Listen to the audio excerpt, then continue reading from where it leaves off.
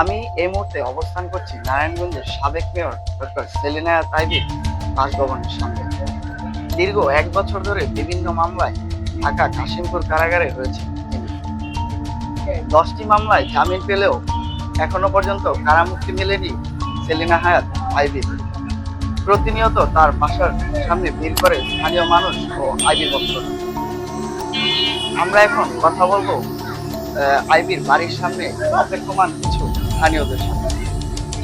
আমরা অনেক আইবি আপনার লেগে আমরা অনেক অসহায়, আমরা অনেক খাওয়ানো ঠিক মতন পাই না, আমার অনেক খাওয়ানো নাই। এই অনুরোধ করি আমগো আইবি আপনারা ছাড়িয়া দেয়। আমরা মেয়র আইবির মুক্তি চাই, আর কিছু চাই না। হেরে ছাড়া আমাকে মহল্লাবাসী পুরো অচল হয়ে গেছে। এই যে আমার একটা ছেলে প্রতিবন্ধী, এই যে জিজ্ঞাসা করতে আমার ছেলে হেরে মেয়র বলে ডাকে না, ইয়া হোসেন বলে।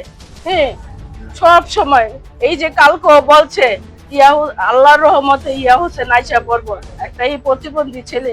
এই যে দেখেন, আমরা এর মুক্তি চাই, আর কিছু না। মহল্লাবাসী সবাই অচল হয়েছে, এই যে বুড়া বুড়া লোকগিরি, এই যে এতিম, এরা আর কিছু চায় না। মেয়রের মুক্তি চাই, ব্যাপার মুক্তি চাই। সে যে কাজ করছে সারা বাংলাদেশে এরকম কাজ করে লোক নাই, ইনশাল্লাহ এইটুকুই জানি। আমাদের সরকারের কাছে অনুরোধ যে ভালো মানুষদের যে তাড়াতাড়ি মুক্তি দেয় এবং যে খারাপ কাজ করছে তার যে সাজা হয়, আমরা এটা প্রত্যাশা। এতক্ষণ আমরা কথা বলছিলাম আইবির পাশে থাকা স্থানীয়দের সাথে। তাদের অপেক্ষার প্রহর যেন কমছে না। নারায়ণগঞ্জ থেকে মোহাম্মদ সাকিবুল হাসান, প্রেস নিউজ।